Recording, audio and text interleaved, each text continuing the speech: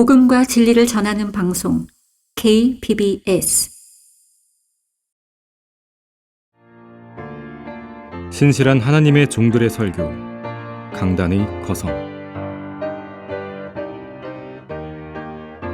지혜는 그것을 얻는 자에게 생명의 나무니 그것을 지니는 자는 행복하니라. 잠언 3장 18절에 등장하는 네 가지의 생명의 나무라는 제목으로 박승영 목사가 전합니다. 네 가지 생명의 나무, 네 가지 생명의 나무라는 제목으로 설교하겠습니다. 성경의 마지막 책은 요한계시록이죠. 요한계시록을 우리가 읽고 또 공부하다 보면 참으로 성경은 무한히 순환하는 책이구나, 이것을 알게 됩니다. 창세기부터 요한계시록까지 성경은 계속해서 순환하는 책이에요. 다시 말하자면 요한계시록은 성경의 역사 속에 살고 있는 우리 인간들을 성경의 첫 번째 책인 창세기로 다시 돌아가게 해주고 있습니다.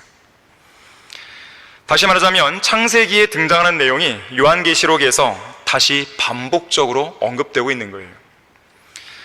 몇 가지 예를 들면 이렇습니다. 창세기에서 선과 악의 지식의 나무를 제외하고 에덴 동산의 모든 나무에서 나는 것을 마음대로 값없이 먹을 수 있게 해줬잖아요. 마찬가지로 요한계시록에서도 목마른 자에게 생명수의 샘을 값없이 무료로 제공해주고 있습니다. 또 창세기에서 하나님의 말씀을 삭제하고 첨가하는 그런 변개가 자행되었잖아요. 마찬가지로 요한계시록에서는 말씀들을 삭제하고 첨가하는 자들에게 재앙들이 임한다는 경고가 주어집니다. 또 창세기에서는 에덴 동산이라는 낙원이 상실되었죠. 반면에 요한계시록에서는 바로 그 낙원이 회복이 됩니다. 또 창세기에서는 아벨의 양떼 가운데서 첫 배 새끼들, 그러니까 어린 양이 희생 제물로 죽임을 당했죠. 요한계시록에서는 인류를 구원하기 위해 십자가라는 제단 위에 희생 제물로 피 흘려 죽임당한 어린 양이 등장하죠. 바로 예수 그리스도십니다. 또 창세기 1장 1절에서 태초에 하나님께서 하늘과 땅을 창조하셨느니라, 이 말씀을 보듯이 요한계시록에서도 또 내가 새 하늘과 새 땅을 보니 처음 하늘과 처음 땅은 사라지고 바다도 더 이상 있지 아니하더라, 이 말씀을 보게 되는 거예요. 순환하는 책이에요. 그리고 창세기에서 생명나무가 등장했었는데 죄가 들어온 이래로 인류의 역사 속에서 이 생명나무가 사라져버리죠. 하지만 요한계시록에서 죄와 악으로 가득 찬 이 현 세상이 사라지고 새로운 하늘과 땅이 창조되는 영원 시대의 시작과 더불어서 이 생명나무가 요한계시록에 다시 등장하는 것이에요. 흥미롭게도 생명나무라는 이 나무는 창세기에서 3번 나오고 요한계시록에서 3번 나옵니다. 참으로 하나님께서는 위트 있으신 분이에요. 정말 하나님의 말씀을 연구하다 보면 정말 하나님께서는 놀라우신 분이고 참으로 재미도 있으시고 위트도 있으시고, 참으로 하나님은 많은 것들을 주시고 또 모든 것 중에 모든 것이 되시는 분임을 우리는 알게 되는 것이에요. 성경에 나오는 생명나무는 혼적인 생명이나 영적인 생명과는 무관합니다. 이 생명나무는 육체의 생명을 연장시켜주는 것과 똑같은 그런 나무예요. 육체의 생명과 직결되어 있습니다. 육체의 생명을 영원히 유지하고 연장시켜주는 초자연적인 나무였습니다. 그래서 죄를 짓고 타락해버린 인류에게는 이 나무가 금지되는 것은 당연한 일이었어요. 죄인이 영원히 산다고 생각해 보세요. 죄의 상태로 영원히 산다고 생각해 보세요. 좋을 것 같습니까? 끔찍한 일입니다. 하나님의 형상을 잃어버린 채로 영이 죽어버린 상태에서 생명나무의 열매를 계속 먹고 육체의 생명을 유지한다면 온 인류는 육체와 죄의 노예로 살게 됐을 것이에요. 영원히 그렇게 살게 되는 것이에요. 그건 저주죠. 그렇게 되었다면 이 땅에는 살아있는 괴물들이 넘쳐날 것입니다. 지금도 많은데 괴물들이 얼마나 더 심하겠어요. 영이 죽은 상태에서 부패하고 썩어가지만 그 생명은 영원히 유지되고 있는 그 육체를 입고 날로 극심해지는 죄와 폭력과 음행과 전쟁과 질병과 태풍과 지진과 기근과 가뭄과 화재와 각종 사건들을 계속 마주하면서 그런 자연재해로 인한 극심한 고통 속에 천년 만년 계속 산다는 것이 무슨 의미가 있겠습니까? 생각만 해도 끔찍한 일이에요. 아마 대부분의 사람들이 그런 고통을 그런 고통을 마주하게 되면 아마 다 미쳐버렸을 것입니다. 세상은 진작에 정신병동이 됐을 것이에요. 사실 지금도 정신병동이에요. 누군가가 말했듯이 이 세상은 정신병동이라고 했어요. 레스터 롤로프의 설교자가 그랬는지 모르겠는데 하여튼 그런 말이 있습니다. 아마 더 심한 정신병동이 되었을 것이에요. 러크만 목사님의 설명을 빌자면 모두 다 걸어다니는 마귀들이 되었을 것이다, 그 말을 했습니다.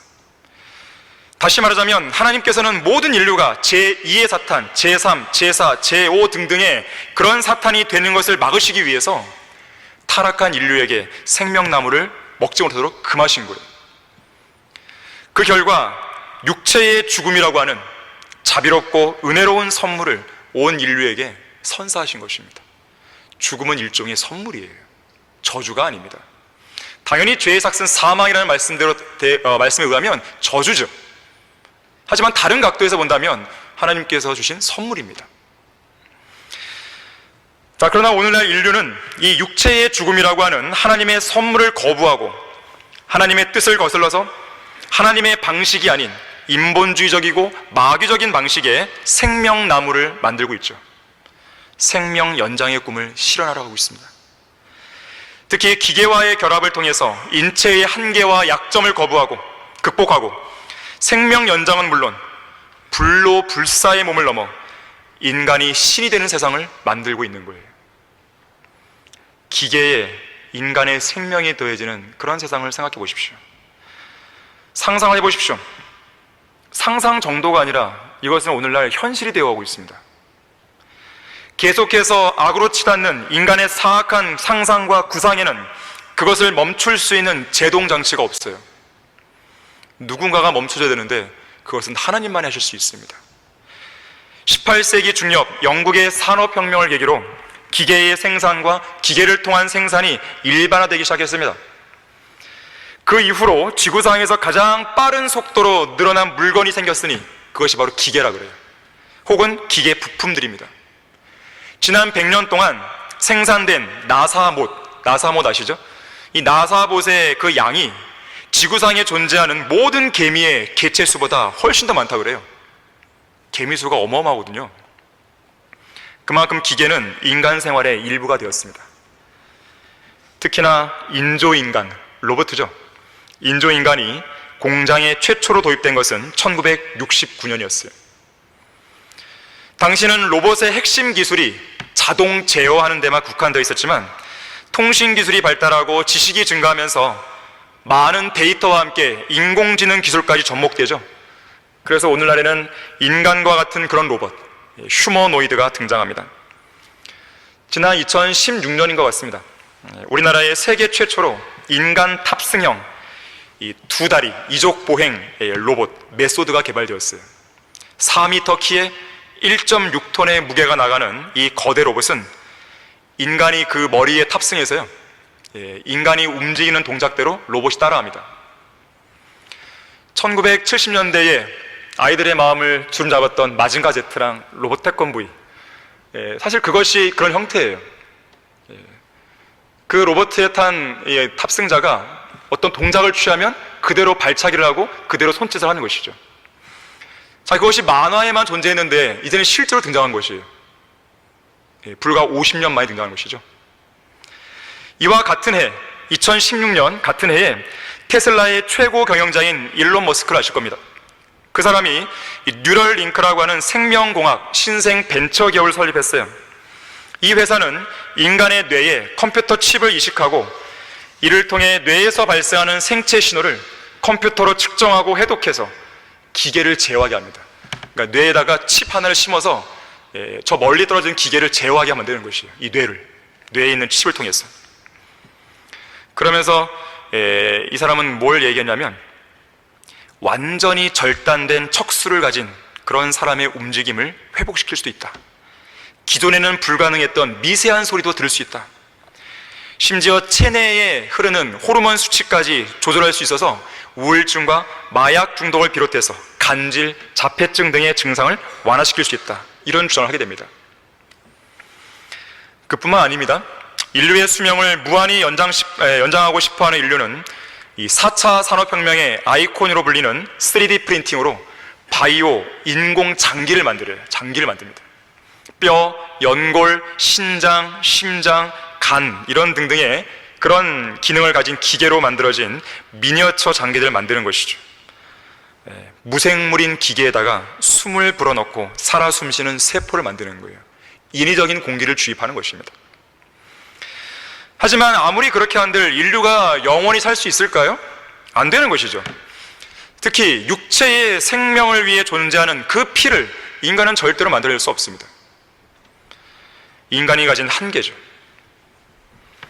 자, 이런 세상 죄인들의 마귀적인 지혜로 생명 연장을 이루려는 무모한 도전과 다르게 성경은 하늘나라의 소망을 두고 살아가는 그리스도인들을 향해서 반드시 주목해야 할 4가지 생명의 나무를 제시하고 있습니다.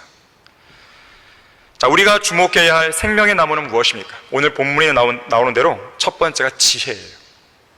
지혜는 그것을 얻는 자에게 생명의 나무니 그것을 지니는 자는 행복하니라 그랬습니다.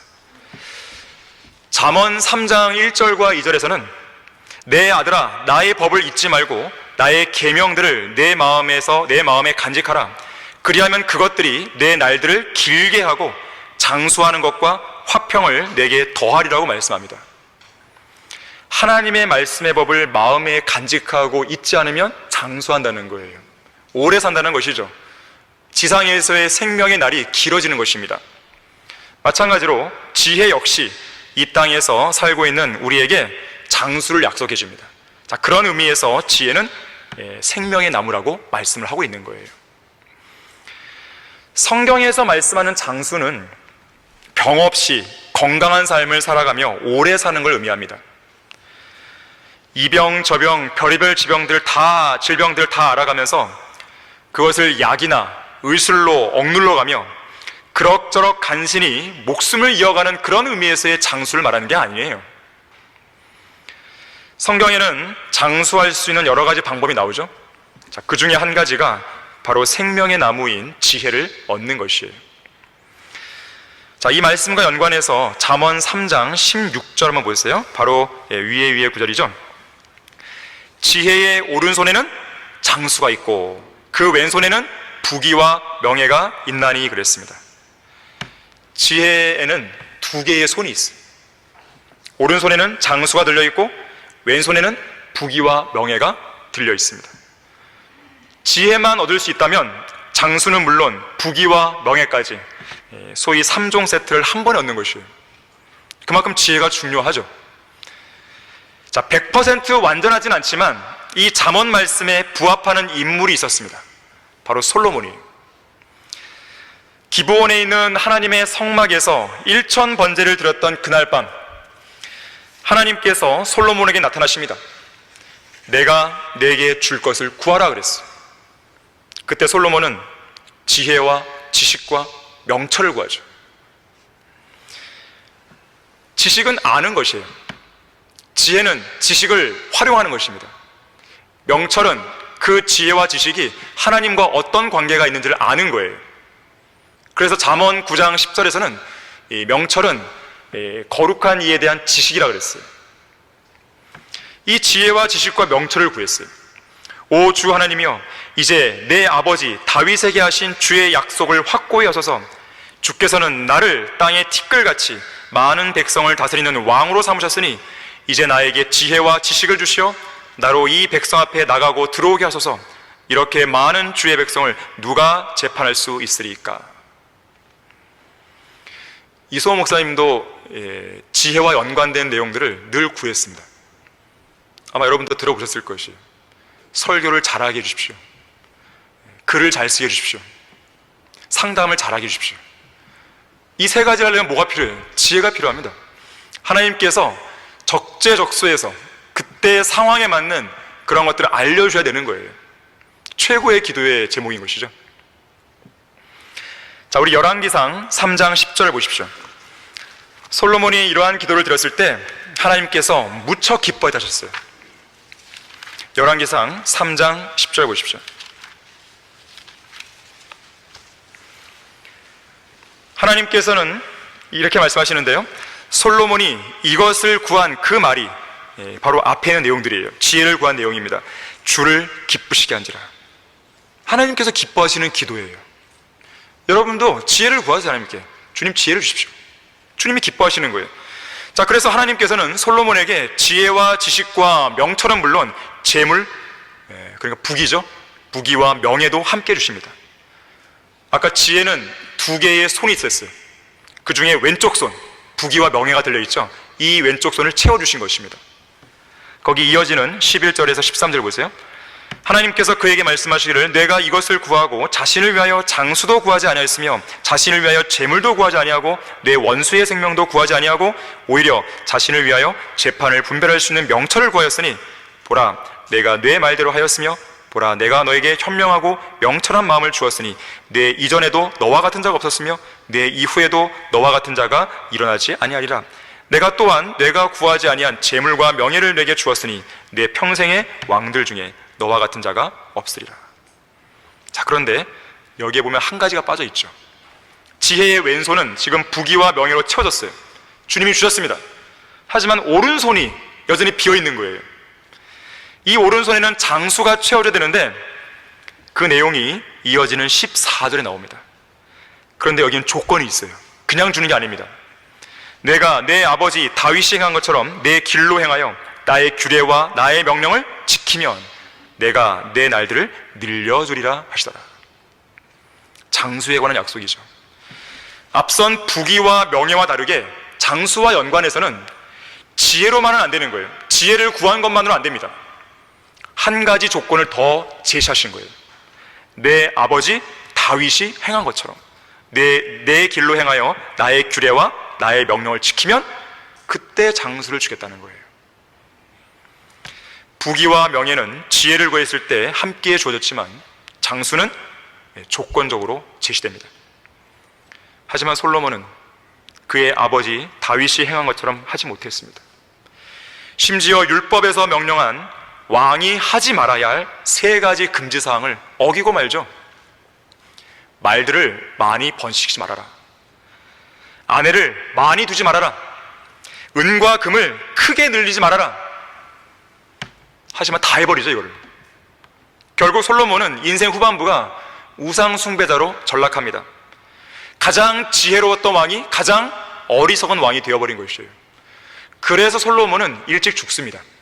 40대에서 50대 그 사이에 솔로몬은 죽게 됩니다. 장수하지 못한 것이죠. 한편 모든 지혜와 지식과 온갖 부귀 영화와 명예를 얻게 해준 이 위대한 기도를 드리기에 앞서서 솔로몬이 어리석은 왕으로 전락하게 될 조짐이 이미 드러나고 있었어요. 자, 같은 장인데 열왕기상 3장 1절 보십시오.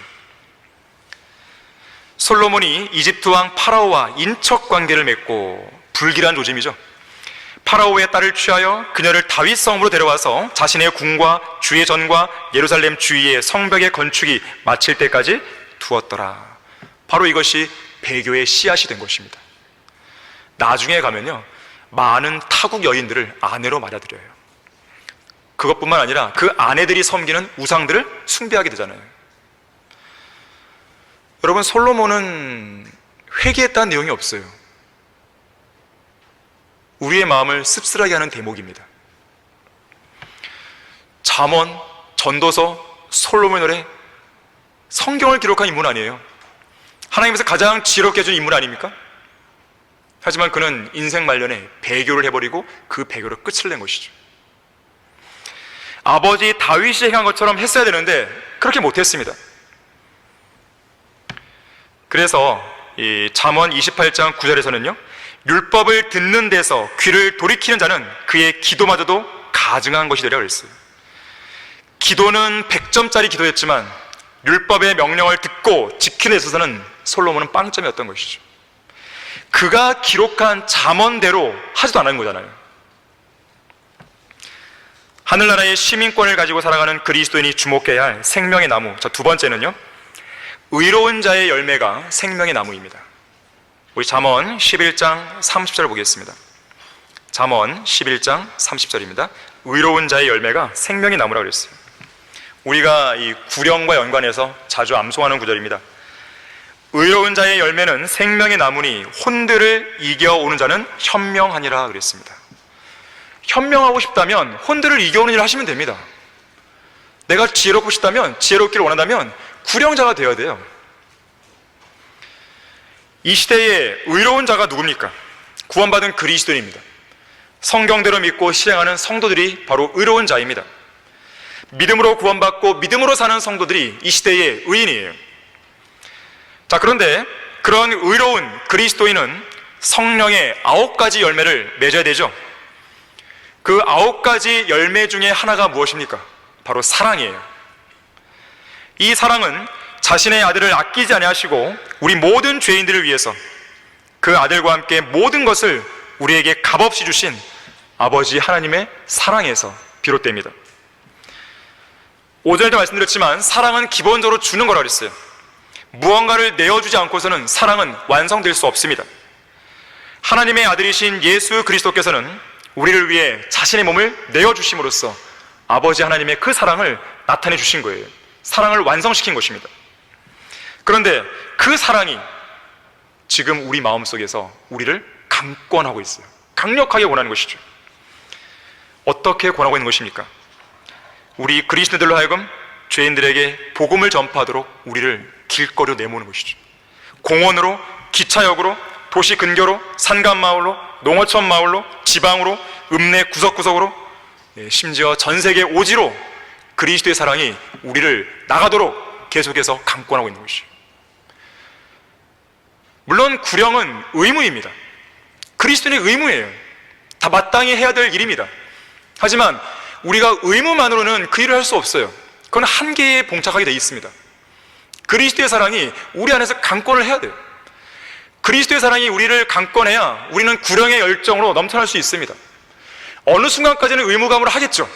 하지만 그 이상을 못 넘어서는 것이에요. 그리고 다시 좌절하고 마는 것이죠.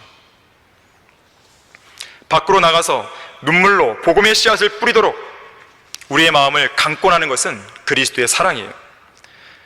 바로 이 사랑을 통해서 전파한 복음이 또 다른 그리스도인들을 만들어내는 것입니다. 그래서 의로운 자의 열매가 생명의 나무인 거예요. 생명은 새로운 생명을 낳게 되어 있습니다. 영원한 생명을 소유한 그리스도인이 생명의 복음을 전파하는 생명의 나무가 되어서 또 다른 영원한 생명을 소유한 생명의 나무를 만들어내는 것이죠. 하나의 나무를 심는 것이에요. 우리가 죄인 하나를 구령하면 생명의 나무 한 그루를 심는 거예요. 4월 5일 식목일 날만 나무 심지 말고 우리는 매일 매순간 복음 전파를 통해서 언제 어디에서라도 장소에 관계없이 도시에 심든지 농촌에 심든지 어촌에 심든지 아니면 바닷가 한복판에서 심든지 아니면 목욕탕에서 심든지 찜질방에서 심든지 어느 곳에서라도 우리는 나무 한 그루를 심어야 되는 것이에요. 복음을 전파하는 것은 우리가 마땅히 해야 될 의무인 것입니다. 누군가가 그랬죠. 내일 지구가 멸망하더라도 나는 오늘 한 그루의 사과나무를 심겠다. 우리는 그 말을 바꿔야 돼요. 내일 주님께서 오시는 한이 있더라도 나는 오늘 한 그루의 생명의 나무를 심겠다. 이러한 자세가 되어야 되는 것입니다. 지난 세기의 가장 위대한 구령자들로는 빌리 선데이, D.L. 무디, R.A. 토레이, 찰스 피드 있었죠. 또 구령하는 위대한 선교사들로는 윌리엄 캐리, C.T. 스터드, 조지 패튼, 아도니람 저드슨, 허리슨 테일러, 데이비드 브레이너 등이 있었죠. 여러분들은 그런 사람들의 전기를 읽으면서 어떤 생각이 드십니까? 복음을 전파하고자 하는 열정이 막 오릅니까? 그것이 나와야 되는 것이에요. 여러분 기회가 되시면 이런 사람들의 전기를 반드시 읽으세요. 최소 10권 이상 읽으십시오. 어느 하나를 딱 잡아갖고 이것만 읽으시는 거예요. 도전을 받으실 필요가 있습니다. 물론 우리는 D.L. 무디나 빌리 선데이처럼 수백만 명의 죄인을 예수 그리스도께로 이겨오지 못할 수 있습니다. 윌리엄 부스 장군이나 찰스 스펄전처럼 수천 명의 죄인을 주님께로 이겨오지 못할 수 있어요. 하지만 우리는 신실하게 복음을 가지고 밖으로 나갈 수 있습니다. 나갈 수 있잖아요. 반드시 너는 구령해와 주님께서 그런 말씀 하신 적이 없습니다. 구령하러 나가. 복음을 전파해, 이 명령을 주셨죠. 우리는 거리에서 외칠 수 있습니다. 개인적으로 성경을 짚어가며 복음을 전파할 수 있습니다. 우리가 그 일을 신실하게 행하면 수천 명은 못 이겨오더라도 한 명 정도는 못 이기겠습니까? 2명 못 이기겠습니까? 10명 못 이기겠어요? 할 수 있는 것이에요. 낚시하는 사람들이 매번 대어를 낚나요? 매번 그물을 물고기로 꽉꽉 채워서 돌아오나요? 어떤 날은 허탕도 치죠. 어떤 날은 피레미 새끼 하나만 잡기도 하죠. 하지만 어떤 날은 큰 대어를 낚기도 하는 것입니다. 중요한 것은 어떤 물고기를 낚든지 몇 마리를 낚든지 그게 중요한 게 아니에요. 물고기를 낚으러 나갔냐 이거예요. 나갔냐 이거예요. 복음을 전파하기 위해서 입을 열었냐 이거예요.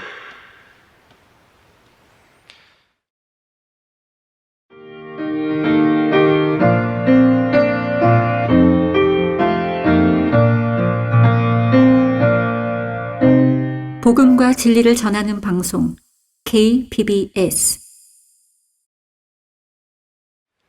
조날 라이스 박사는 구령하지 않는 죄를 7가지로 설명했어요.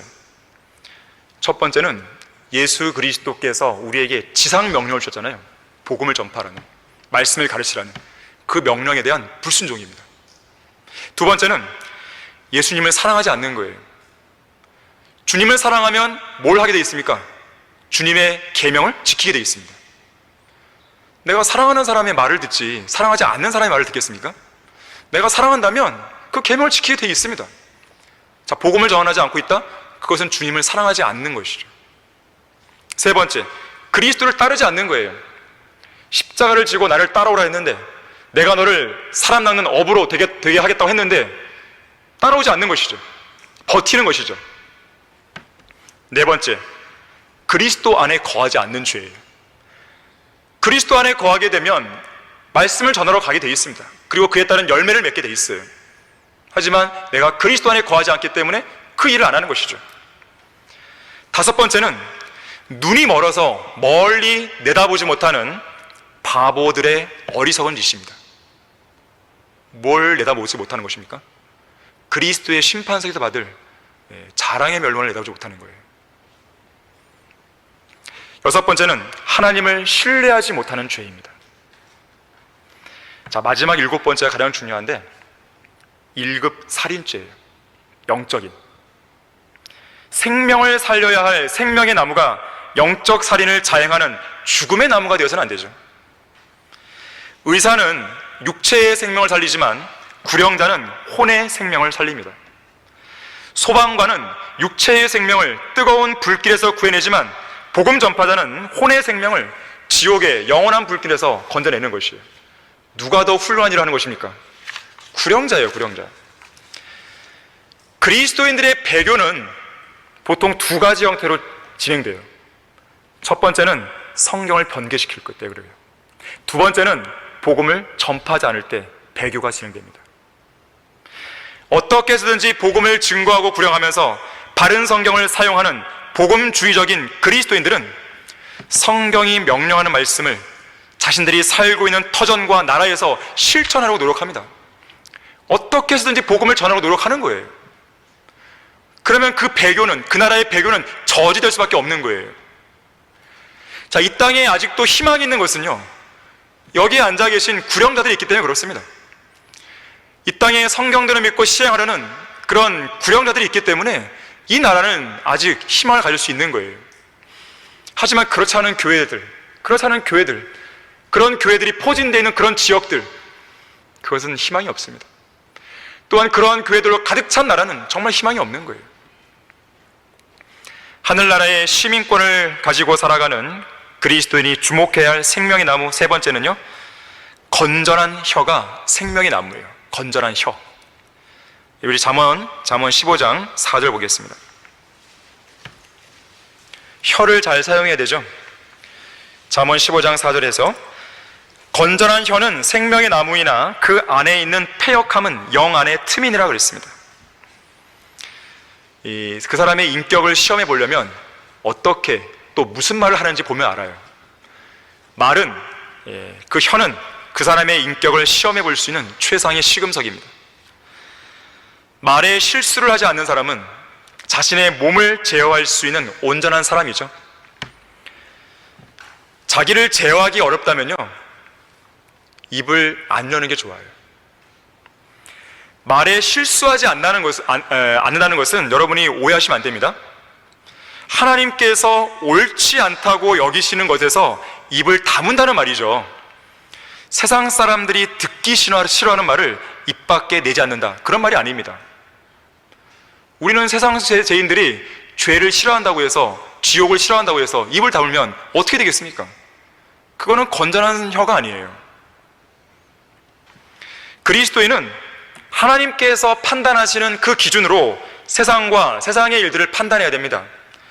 죄에 대해서 분명하게 죄라고 말할 수 있어야 돼요. 심판과 정죄에 대해서, 영원한 지옥의 형벌에 대해서 분명하게 말을 해야 됩니다. 그리스도인은 하나님께서 기뻐하시는 대로 혀를 사용해야 됩니다. 하지만 혀를 잘못 사용하면 엄청난 비극이 일어납니다. 야고보서 3장 5절과 6절은 그 위험성에 대해 이렇게 경고합니다. 이와 같이 혀도 작은 지체지만 큰 일들을 자랑하느니라. 보라, 작은 불이 얼마나 큰 것을 태우는가. 혀는 불이요 죄악의 세상이라. 그처럼 혀는 우리 지체들 가운데 있으면서 온몸을 더럽히며 또 일생을 불태우나니 곧 지옥의 불에서 태우느니라. 혀가 온몸을 더럽히고 우리의 일생을 불태우고 또 지옥불에서 태운다 그랬어요. 사람을 죄악으로 인도하고 더럽히고 파멸시키는 것이 혀가 될 수 있는 것입니다. 혀는 일생을 불태워요. 여기서 말하는 일생이란 거듭나지 않은 자연인들, 구원받지 않은 그런 자연인들의 일생을 말합니다. 하나님의 말씀으로 결코 통제가 되지 않는 그런 사람들의 생애를 말해요. 불은 당연히 지옥불이겠죠. 혀를 잘못 놀리면 지옥불의 심판을 받을 수도 있습니다. 예를 들면 이런 거예요. 자신의 혀로 예수 그리스도를 주라 고백하지 않고 복음을 거부하면 그 일생을 지옥불에서 태우게 되는 것입니다. 결국 지옥 가는 것이죠. 사람이 말하는 어떠한 빈말이라도 심판날에는 그에 관하여 설명한다고 그랬습니다. 입을 잘못 놀리면 안 되는 것입니다. 혀를 잘못 놀리면 안 되는 것이에요. 반드시 하나님께서는 심판날에 그 사람이 혀로 말한 그것에 대해서 심판하시는 것이에요. 특히 건전하지 못한 혀는 죽이는 독이 가득해요. 사람을 죽일 수 있는 아주 치명적인 독소가 있습니다. 길들지 않은 혀는 억제할 수 없는 악이에요. 죽이는 독이 가득합니다. 험담하는 혀, 아부하는 혀, 아첨하는 혀, 모두 다 사람을 죽이는 독이에요. 술 취한 사람의 혀에서 나오는 말, 화를 내는 사람의 혀에서 나오는 말, 화를 불러일으키는 사람의 그 혀, 모두 다 사람을 죽이는 독입니다. 때로는 화를 내는 것도 잘못된 것이지만 화를 유발시키는 것도 잘못된 것이죠. 둘 다 그 혀는 죽이는 독이 가득한 거예요. 마음속에 독한 시기와 다툼이 있으면 차라리 입을 다물어야 됩니다. 내가 지금 성령으로 충만하지 않은 것 같다, 그러면 입을 열지 말으세요. 입을 다물어야 됩니다. 누군가가 이렇게 말했어요. 많은 입은 남을 해치는데 돌을 뜨게 하고 나무를 가라앉게도 한다. 사람의 화근은 입에서 생긴다. 병은 입으로 들어온다. 모든 시비는 말이 많은 데서 생긴다. 입은 사람에게 상처를 입히는 도끼와 같다. 말이 꿀같이 달콤하면 뱃속에 칼이 있다. 함부로 말하지 말라. 담벼락에도 귀가 있다. 입을 병처럼 지키고 뜻을 성처럼 지켜라. 알지 못하면서 말하는 것은 무식을 드러내는 것이고 알면서도 말하지 않는 것은 불충이다 그랬어요. 다윗도 혀의 무서움을 알았어요. 그래서 시편 39편 1절에서 3절에 이렇게 고백합니다. 나는 나의 길을 조심하여 내 혀로 죄짓지 아니하리라. 악인이 내 앞에 있는 동안 나는 내 입에 재갈을 물리리라.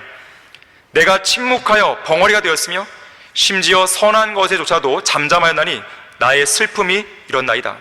내 마음이 내 안에서 뜨거워 내가 묵상할 동안 그 불이 탔으니 그때 내가 내 혀로 말하였나이다. 혀를 사용할 때와 사용하지 말아야 때를 안 것이죠. 내 마음에 진리의 말씀으로 막 불이 탄단 말이에요. 그때는 입을 열고 얘기를 해야 되죠. 바로 그러한 혀를 가리켜 건전한 혀라고 말하는 거예요. 하지만 재갈을 물려야 될 때가 있는 거예요. 재갈을 물려야 될 때 그 물리지 않게 되면 쓸데없는 말이 나옴으로써 그건 독소가 되어 사람들을 죽이게 되는 것이죠. 찰스 다윈, 아돌프 히틀러 다 마찬가지예요. 이런 자들은 그들의 그 혀 하나로 수많은 사람들을 지옥으로 보낸 것입니다. 히틀러가 쓴 나의 투쟁이라는 이 책 한 권으로요, 이 독일의 수많은 젊은이들을 전쟁으로 내몰았습니다. 그뿐만이 아니죠. 제2차 세계대전을 발발케 했고 결국 수많은 사람들을 죽음으로 내몬 것이에요. 아돌프 히틀러의 그 혀 하나가 그렇게 한 것입니다. 반면에 건전한 혀는 생명을 공급해주는 생명의 나무입니다.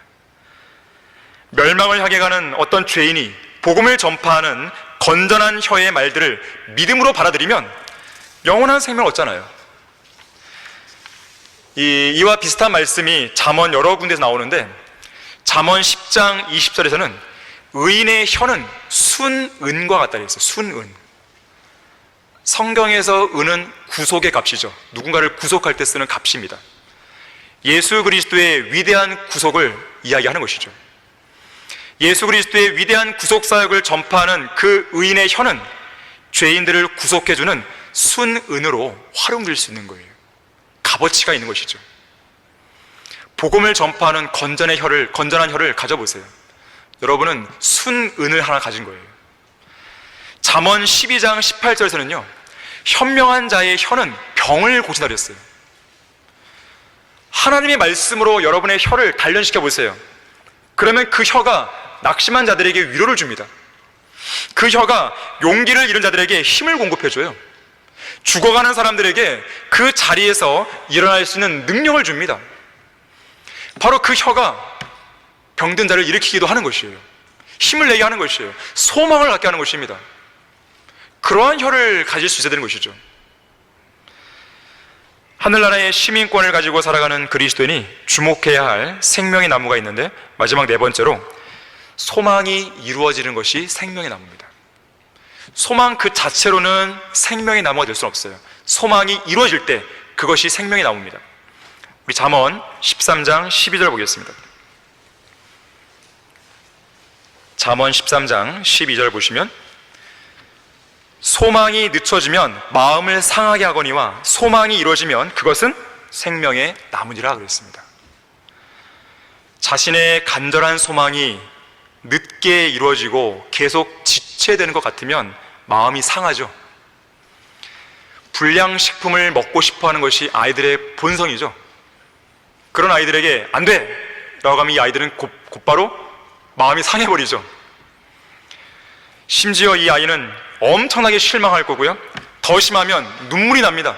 더 심하면 길바닥에 누워서 떼를 쓰죠. 구원받은 우리 그리스도인들의 소망이 무엇입니까? 이 지긋지긋한 세상에서 천년만년 사는 것입니까? 세상에서 하고 싶은 거 다 하는 것입니까? 돈을 많이 버는 것입니까? 좋은 대학 가고 좋은 직장에 취직하는 것입니까? 아니죠. 구주이신 주님께서 속히 오시는 것이죠.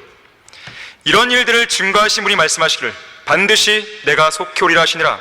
아멘. 그러옵니다. 주 예수여 오시옵소서 그랬어요. 그 복된 소망, 곧 위대한 하나님이신 우리 구주 예수 그리스도의 영광스러운 나타나심을 기다리게 하셨다라고 디도서 2장 13절은 말합니다. 건강한 사람일지라도요, 그리스도인이라면 최소한 병 하나를 갖고 있습니다. 향수병이에요. 하늘의 본향을 향한 간절한 그리움에 지독한 향수병에 우리는 걸려있는 것입니다. 주님께서 공중으로 오시는 그 일을 조금 더 지체하고 계신다는 그 사실은 우리의 마음을 너무나 속상하게 만듭니다. 속상 안 하십니까? 속상하시죠? 예전에 그 이성호 목사님께서 펜사콜라 방문했을 때 럭카 목사님이 그 말씀 하셨다는 거예요. 이 대뜸 나는 작년에 주님이 안 오신 것이 너무 속상하다고, 어젯밤에 안 오신 것이 너무 속상하다고. 그거는 이 세상 사람들이, 세상적인 그리스도인들이 그 말을 이해하겠습니까? 이 사람 무슨 말 하는 거야 도대체? 그러겠죠. 어젯밤에 오실 줄 알았는데 안 와서 속상한 것이죠. 아니, 오늘 아침에라도 올 줄 알았는데 안 오셔서 너무나 속상한 것이죠. 사도 바울이 뭐라고 그랬습니까? 오, 나는 비참한 사람이로다. 누가 이 사망의 몸에서 나를 구해낼 것인가 그랬어요. 사실 우리 모두는 지쳐 있습니다. 무엇 때문에 지쳐 있는 것입니까? 바울도 고백했듯이 그리하여 내가 한 법을 발견하노니 그것은 내가 선을 행하고자 할 때 악이 나와 함께 있기 때문입니다. 우리는 육신의 몸을 입고 있단 말이에요. 이 육신의 몸과 싸우는 그 영적 전쟁으로 우리는 지쳐 있는 거예요. 빨리 끝내고 싶은데 내가 내 목숨을 끊을 수 없잖아요. 그건 또 하나의 죄이기 때문에. 어느 위대한 목사가 고백한 것처럼 우리 모두는 기도하면서도 죄를 지어요. 복음을 전파하면서도 죄를 생각합니다. 회개하는 그 순간에도 죄로 물든 그 회개에 대한 또 하나의 회개가 필요한 것이에요. 두 눈에서 흘러내리는 눈물조차 예수 그리스도의 피로 씻기지 않으면 안 되는 거예요. 우리가 지극히 거룩하고 지극히 성결하다고 느끼는 그 순간에도 우리 안에는 여전히 죄와 악이 토사리고 있습니다. 우리가 옷 입고 있는 이 육신은 계속해서 나를 괴롭히는 것이죠. 나를 지치게 만듭니다. 나의 가장 큰 적이고 가장 큰 골칫덩어리예요. 우리 인생에서 항상 말썽을 일으키는 장본인입니다. 아무리 육신을 향해서 너 좀 그만해 이렇게 외치고 주먹을 내두르고 발길질을 해도 그 기세를 수그러들지 않는 것이죠. 우리의 육신만 바라보면 속수무책입니다. 모든 노력이 무용지물이고 힘이 빠지고 속이 상하는 것이죠. 오, 나는 비참한 사람이로다. 누가 이 사망의 몸에서 나를 구할 것인가? 주님이 빨리 오셔야 되는 것이에요. 이 세상에서 이 육신을 통해 더 험한 꼴을 보기 전에, 더 실망하기 전에, 더 좌절하기 전에 주님이 빨리 오셔서 이 사망의 몸에서 하루속히 우리를 구해내시면 좋겠다는 것이죠. 그 복된 소망이 늦어지면 늦어질수록 우리의 마음은 더 상해져만 가는 거예요. 속상한 것입니다. 하지만 그 소망이 성취되는 날, 그것은 우리의 생명나무가 되는 것이죠. 왜 그런지 아십니까? 그날에 이 사망의 몸이 구속을 받아 영원한 생명의 몸이 될 것이에요. 그 모든 고통에서 완전히 해방되고 완전한 자유를 누리는 것입니다. 예수님께서는 그분의 약속대로 반드시 오실 것입니다. 이제는 더 이상 지체하지 않는 것이죠. 다만 사람들이 전혀 예기치 않던 순간에, 기대하지 않았던 순간에 오시는 거예요. 물론 항상 예수님을 기다려왔던 성도에게는 그날이 도둑같이 덮치지 않을 것입니다. 즐겁고 기쁜 환희의 날이 될 것이에요. 오늘이군요, 지금이군요, 이렇게 외치겠죠. 하지만 성도로서 그렇게 간절히 기다리지 않았던 사람에게는 너무 갑작스러운 순간이 될 것이에요. 아예 삶 자체가 엉망이었던 성도에게는 너무나 당혹스러울 것이에요. 구원받지 않은 죄인들에게는 충격적인 날이 될 것입니다. 자, 우리에게는 갑작스럽거나 당혹스러운 날이 되어서는 안 됩니다. 그야말로 즐겁고 기쁘고 환호성을 지르는 날이 되어야 되는 것이에요. 휴가 될 때 환호성을 지르며 올라가야 되지, 이게 도대체 무슨 일이야, 이렇게 올라가면 안 되죠. 휴거라는 말 속에는 환희가 있어요. 환희예요. 랩처란 말이 환희입니다. 이 기쁨은 세상에서 누릴 수 있는 그 어떤 기쁨과도 비교가 안 되는 극도의 전율입니다. 세상 사람들에게는 잃어버린 국가를 되찾는 그 광복이 가장 큰 환희일지 모르지만 우리에게는 영원한 본향을 찾아가는 그날이 가장 큰 환희입니다.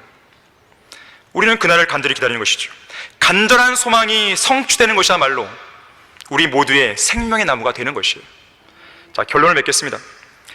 성경은 인간들의 방식이 아닌 하나님의 방식으로 인류가 영원한 생명을 얻을 수 있는 가장 쉬운 방법을 제시하고 있어요. 예수 그리스도를 믿는 것이에요. 예수 그리스도의 피를 신뢰하면 되는 것입니다. 영원한 불못에서 영원히 고통을 받아야 할 혼이 구원받게 되는 그 단순한 방법, 그 길을 내가 믿는 것이죠. 구원받게 되면 죽었던 영이 살아나죠. 우리의 혼이 구원받죠. 구원이 영원히 보장되죠. 그뿐만이 아닙니다. 생명 연장의 꿈? 연장 정도가 아니죠. 완전히 영원한 생명의 몸을 입게 되는 것이에요. 죄도 없고 질병도 없고 죽음도 없고 고통도 없고 자연재해에도 끄떡없는 시공간을 초월하는 영원한 몸을 갖게 되는 것이죠. 이 영원한 몸은 굳이 생명나무를 먹지 않아도 영원히 살 수 있는 몸입니다. 이거는 그리스도인들에게 주어진 특권이에요. 다른 시대에 구원받은 사람들은요, 육체의 생명을 유지하기 위해서 생명나무를 영원 시대에 계속 먹어야 됩니다. 그래서 요한계시록에는 생명나무가 나오는 거예요. 다시 등장하는 것입니다. 하지만 우리는 필요 없어요. 그러면 우리는 생명나무 먹으면 안 됩니까? 먹어도 됩니다. 안 먹어도 문제 없어요. 이미 영원한 생명 몸을 갖기 때문에 그렇습니다. 장차 저 공중으로 예수 그리스도께서 오셔서 우리의 이름을 부르시면 우리의 천한 몸을 주님의 영광스러운 몸처럼 변모시킬 것입니다. 우리가 그 재림의 약속을 생각하고 또 생각하면 우리가 간절히 기다리는 그 소망을 마음속에 떠올리고 또 떠올리면 우리 안에 잠들었던 생명이 다시 깨어나는 걸 경험합니다. 위축되었던 생명이 활짝 피어나고 죽었던 생명이 다시 살아난 것을 경험하는 것이에요. 그래서 우리 그리스도인들은 어떤 상황에서도 염려하거나 불안해하거나 포기하거나 그렇게 하지 않습니다. 하나님을 믿어야 되는 것이죠. 하나님께서는 신실하신 분이세요. 정직하시고 절대 변하지 않으시고 약속을 반드시 지키시는 분입니다. 하나님께서는 그분의 신실하심에 따라 우리의 모든 필요를 채워주시고 그리스도를 통하여 모든 것을 할 수 있도록 인도해 주시고 항상 우리를 도와주시는 분이에요. 하나님께서는 불가능한 것을 가능하게 해줄 거라고 약속하셨습니다. 새로운 마음과 정직하고 담대한 마음, 부드럽고 용서하는 마음, 그 마음도 주겠다고 약속하셨어요. 언제라도 예수 그리스도의 피를 의지하면 죄들을 용서해 주겠다고 약속했습니다. 성령의 열매를 약속했고 평안을 약속했고 능력과 사랑과 건전한 생각의 영을 약속했고 우리를 두려움과 고난 가운데서 건져내겠다고 약속하셨어요. 지혜를 약속했고 시험에서 건지겠다고 약속하셨어요. 건강과 치유를 약속하셨고 위험과 해로움으로부터 보호해 주겠다고 약속하셨습니다. 자, 마지막으로 무엇보다도 하나님께서는 우리에게 영원한 생명을 약속하셨어요. 자, 우리 안에는 영생이 주어져 있습니다. 영원한 생명의 나무 한 그루가 우리 안에 있는 거예요. 복된 소망이신 예수 그리스도의 다시 오심을 고대하는 소망 속에서 자기 안에 있는 생명의 나무를 계속 꽃 피우고 열매를 맺는 여러분 모두가 되기를 바라겠습니다.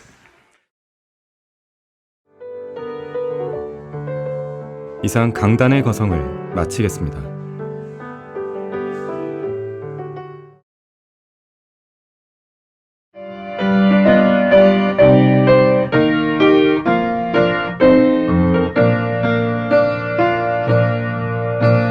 복음과 진리를 전하는 방송 KBBS